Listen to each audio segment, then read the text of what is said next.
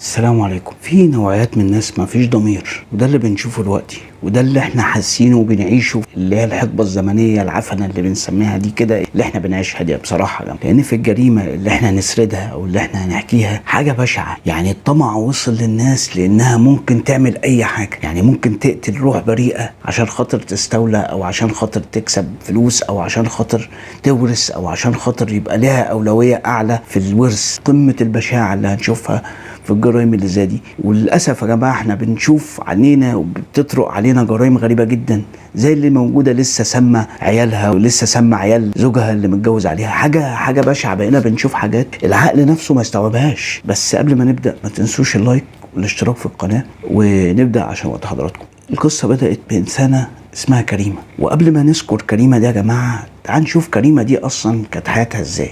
كريمه دي كانت انسانه شغاله زي في سوق، تسرح، بتجيب قفص طماطم تبيعه، تجيب قفص خيار، قفص تين، فيها حاجات الفاكهه، وهي شغاله على كده. وكان لها زباين، يعني كان لها زباين بتروح لهم، اللي هو هنذكره بقى اللي هو الحاج مصطفى. يعني من ضمن الزباين دي كان الحاج مصطفى. كانت بتروح وتجيب له برضه الطلبات، وكانت بتجيب له مثلا السمنه، بتجيب له الحاجات دي، وهي كانت ماشيه وكانت عايشه على كده. والحاج مصطفى ده كان راجل يعني ربنا كرمه وعنده فلوس ومحلين والحياه معاه جميل، فكان بيعطف عليها قوي. واياميها كان لسه مرات الحاج مصطفى عايشه. فجت مرات الحاج مصطفى توفت وسابت له بنت وولد. البنت كانت كبيره، يعني البنت كانت اكبر من الولد بحوالي 5-6 سنين. كان لسه يعني هي خلفت الولد ده ويا دوب الولد 2 وهي ماتت يعني. فطبعا جه هو ما يعرفش يعمل ايه، والحاج مصطفى ده كان من الناس اللي هو خير يعني. فقالوا له بص الحقيقه، بص يا حاج مصطفى، الحل عندك او الحل الوحيد عندك انك تتجوز، لان انت مش هينفع، العيل لسه صغير، وبنتك كده كده مش هتقدر ترعاه دلوقتي لانها برضو لسه صغيره وفي التعليم. فالحل ان انت تشوف واحده بنت حلال تبقى كده ايه من كسره، وما يكونش عندها عيال، عشان خاطر ايه تعتبرهم عيالها. فالمهم اللي اسمها كريمه دي، ولا هي كريمه ولا حاجه، هي سمعت بالموضوع ده او عرفت، فابتدت تروح له تقول له طب انا همسح لك الشقه، طب انا ممكن اطبخ لك. ابتدت تخش له نفس يا جماعه نظام وانا اسف هنبعد شويه عن القضيه بس عشان نوضح حاجه. بنحس يا جماعه دايما في جميع القواضي اللي بنسردها ان نفس الدخله، يعني لو واحد جاي مثلا يضحك على واحده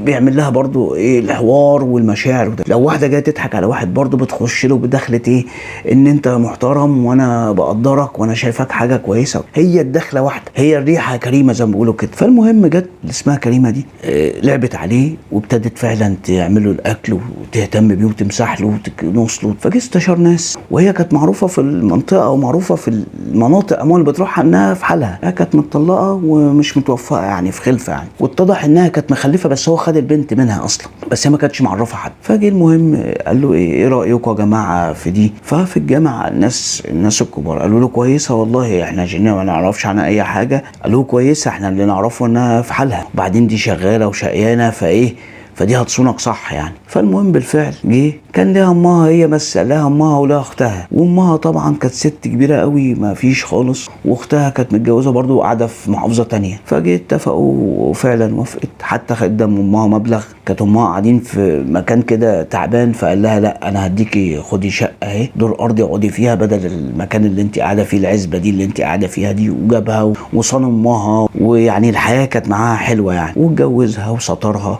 وابتدت طبعا اول ما جه اتجوزها حاج مصطفى ده بقت ايه يعني عياله، الاكل، كل حاجه، البيت نظافه، مفيش بعد كده. المهم طبعا الحاج مصطفى مهما كان برضه راجل كبير، فكان ايه يعني ديك لسه صغيره، فكان في فرق. فطبعا هي فرق السن والاحساس والكلام ده كله، هي طبعا كانت جعانه يعني. هي كانت اول بقى ما شبعت وجاب لها لبس وذهب، وكان مش مخليها عايزه اي حاجه، لدرجه ان هي كانت من واحده بتفرش قفص طماطم وقفص تين وبتبيع سمنه، درجه ان هي بقت برنسيسه. كانت تنزل تروح على نفس الاماكن اللي كانت بتفرش فيها، والناس بقى ايه يا ست كريمه والنظام ده يعني. فحاجه جميله ما كانتش تحلم بالجوازه دي اصلا. فجه مع الوقت كان هي تعرف زي واحد كده كان دايما يعني اذا بتقول ايه يعني منه او عيني منها يعني. فجه مع الوقت ابتدى يتعرف عليها، والواد ده كان شمال. يعني ايه كان شمال؟ يعني كان شغال زي صنايعي، وكان بيكلموا بعض على طول. فجت قابلته بقى، او جه هو قابلها يعني. فاول ما قابلها اقول لها يعني جيك المهم حصل بينهم كلام وانت اخبارك ايه وكويسه، بس انت رميتي نفسك الرميه دي ليه؟ اظن بقى العيشه. وفضل يلعب على موضوع ايه يا جماعه؟ الاحساس. ولعب على موضوع، انا اسف في اللفظ، انا اسف، على العلاقه. لان اللي زي كريمه دي مفيش، يعني مهما كان الحاج مصطفى برضه فمفيش في فرق. فجه طبعا عشان الشيطان وعشان اللي زي دي اصلا نيتها شمال، فجت ضعفت مع اللي اسمه اشرف ده، وفعلا حصل بينهم علاقه مرة واتنين واتطورت. وطبعا هي لما جت طبعا معاه بقى خلاص بقى، يعني اشرف ده هو يعتبر الحاجة اللي بيسد ايه الفجوة اللي موجودة عندها، اللي هي ايه، اللي هي مفيش حد يقدر يعملها غيره يعني. فالمهم وطبعا كانت بتديله فلوس وكانت برضو ايه بتظبطه، بس طبعا ما حدش عارف اي حاجة في السر. فجت اللي هي بنت الحاج مصطفى كانت كبرت ودخلت ايه الثانوي، وابتدى الواد الصغير بقى يكبر. فجه اللي اسمه اشرف ده هي كانت بتعمل حسابها. يعني ايه كانت بتعمل حسابها يا جماعة؟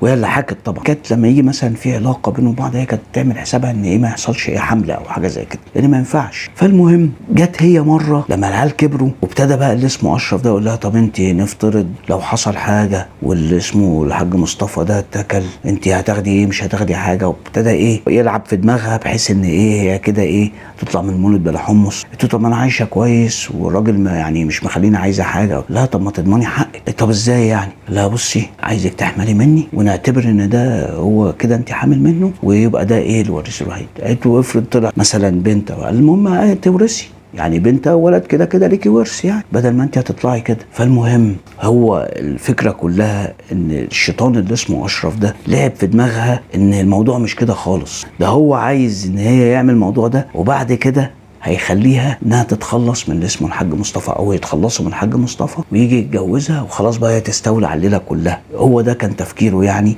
اللي هي عرفته بعد كده. فجاء قالت له طب وبعدين بعد ما تحمل هنعمل ايه؟ يحصل ايه؟ حكى لها زي ما انا قلت كده يا جماعه ان هيحصل وهنتخلص منه.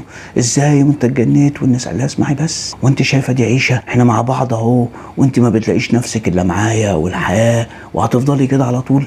وبعدين احنا كده كده هنتكشف وممكن الناس تاخد بالها، ولو حصل حاجه هيرميكي وممكن كمان يحبسك حاج مصطفى، فما فيش حاجه مضمونه. فالمهم ابتدت تقلبها في دماغها، والشيطان طبعا ابتدى مش يدخل دماغها، الشيطان ابتدى يركبها. فجت طبعا بالفعل وافقت، وللاسف لما حصل حمل في ولد. فطبعا هي كانت عامله حسابها، وجه الحاج مصطفى قالت له انا حامل. فرح طبعا والناس كلها فرحت، ولدرجه ان الحاج مصطفى اول ما عرف حاجه زي كده ذبح لله كمان.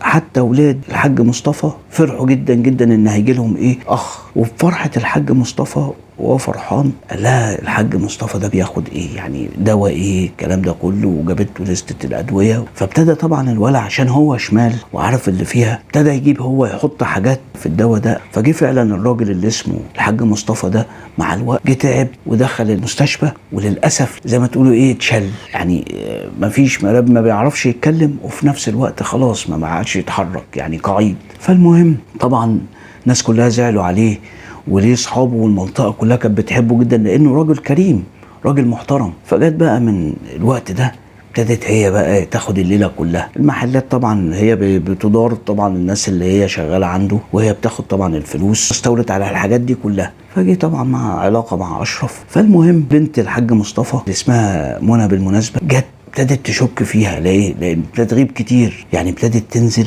بتغيب كتير قوي لدرجه ان ممكن تغيب بال5-6 ساعات معرفش راحت فين، واصلا ما عادتش مهتميه هي منى اللي بتهتم بيه. وبعدين منى في ثانويه عامه، فجت طبعا ابتدت تشك في الكريمه دي ولانها بتغيب كتير فبتسال. فجت في بعض الاوقات بتسال صاحبتها فقالت لها على فكره انا الست دي انا ما بحبهاش، انا بحس كده ان الست دي مش مظبوطه. طب انا اعمل ايه؟ قال لها راقبيها. بص يا منى انت تمشي وراها تراقبيها تعرف بتروح فين، لان كل يومين تغيب وتقعد لها برضو 5-6 ساعات في نفس الوقت. فبالفعل جت منى راقبت كريمه اللي هي مرات ابوها وهي نازله، وبالفعل راحت ولقت الواد كان جاب عربيه بقى، يعني هي اديته فلوس وكان جاب عربيه بقى اللي شغال عليها ومظبط نفسه، عربيه نص نقل والحاجه جميله معاه. فلقيتها هي بتقابله كان مع العربيه مشيت وراها، لا دخلوا ايه مكان شقه، فاستغربت قالت ايه ده الراجل، فقعدت في فتره مستنيه لدرجه ان غابت بتاع ساعتين ثلاثه، سابتها وعرفت بتعمل حاجه حرام مع الراجل ده. فجابت الناس اللي هم شغالين عند ابوها اللي يعتبر مربينها، فجاء يعني جت قالت لواحد منهم انا عايز اعرف مين الشخص اللي معاها ده. فجيت طبعا الناس اللي شغاله في المحل دي فعلا عرفوا، طقصوا عليه لقوا انه واد شمال وكل شغله شمال ومش تمام،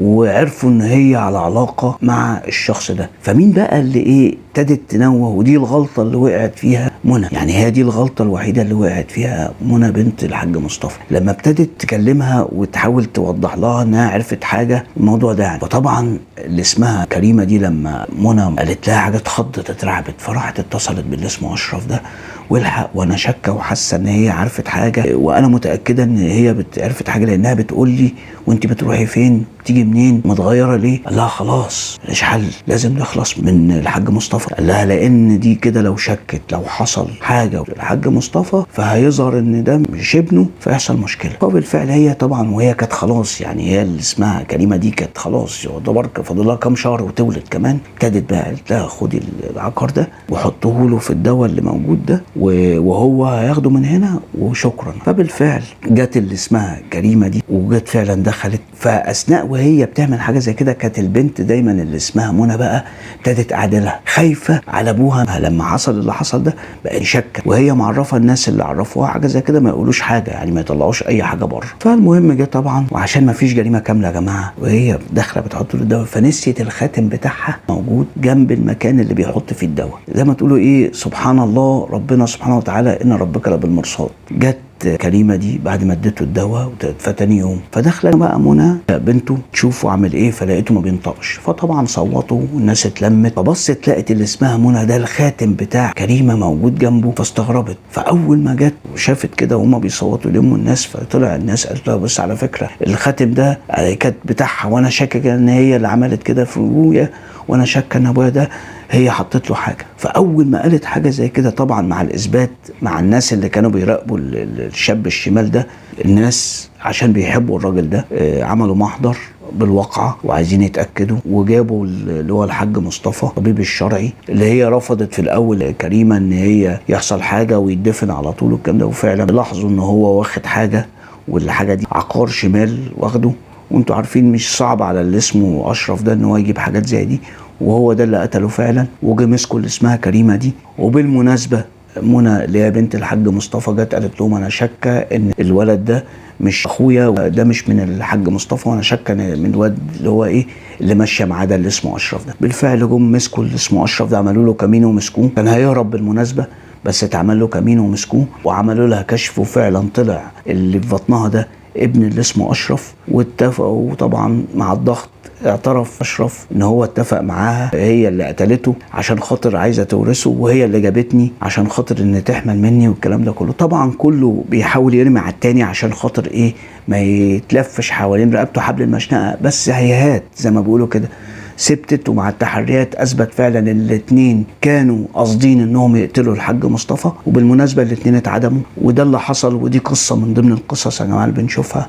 ولو جينا بصينا مفيش ابشع من كده. يعني انت فعلا عايزه ايه تاني؟ يعني الراجل احسن اليك، ابو ايام مراته لما كانت عايشه كان بيحسن اليك، كان بيديكي فلوس، ولما جه اتجوزك خلى امك عايشه كويس، انتشلك من السوق والفقر والبهدله، خلاكي برنسيسة وخلاكي هانم واكل وشرب وذهب ولبس وكل حاجة، في نظير ان انت ما بتعمليش حاجة اصلا، لكن انت شيطانك وللأسف نزواتك انا اسف سوري في اللفظ النكسه وصلتك لمرحله انك تطمعي، والشيطان اللي اسمه اشرف لعب في دماغك ووصلك انك تقتلي انسان كل اللي عمله انه احسن اليك. يعني فعلا المثل اللي بيقول يا جماعه اتقي شر من احسنت اليه، فعلا وزيها كتير يا جماعه، وده اللي بيحصل وبنشوف الكلام ده كتير جدا، سواء بنشوفه من شخص بيلف ويدور على واحده او بنشوفه من واحده بتلف وتدور على شخص، وكله بيلف ويدور في نطاق الفلوس، المادة، مفيش حاجة غير كده. تحس ان الناس كلها الفلوس دي جننتها. ليه؟ نسيتي ربنا؟ فين انت ضميرك لما تقعدي مع نفسك؟ وانا افترض انك ما اتكشفش، يعني الحاج مصطفى ده ما اتكشفش ان انت قتلتيه ولا الموضوع ده، انت فين ضميرك؟ انت هتحسي بايه؟ عشان كده الناس اللي زي دي ما تستاهلش انها تعيش، الناس اللي فقدت ضميرها دي ما تستاهلش انها تكون موجودة في الحياة اصلا. ويا جماعة يا ريت نشر المحتوى ده عشان الناس تستفاد، لان المواضيع دي كترت، موضوع القتل والورث والكلام ده كتر قوي. يعني احنا بنشوف يا جماعه اللي بتسم عيال جوزها لو متجوز عليها، اللي بتسم مش عارف قرايبها عشان خاطر تستولى على الورث، اللي بيشهد زور، اللي بيجيب ناس بلطجيه يمضوا بالعافيه، حاجات كتير جدا جدا بقينا بنشوفها. حقبه زمنيه عفنه صحيح زي ما قلنا في الاول كده. واللي وصل معانا لغايه هنا ما ينساش لايك والاشتراك في القناه، واشوفكم القضيه الجايه او القصه الجايه، والسلام عليكم.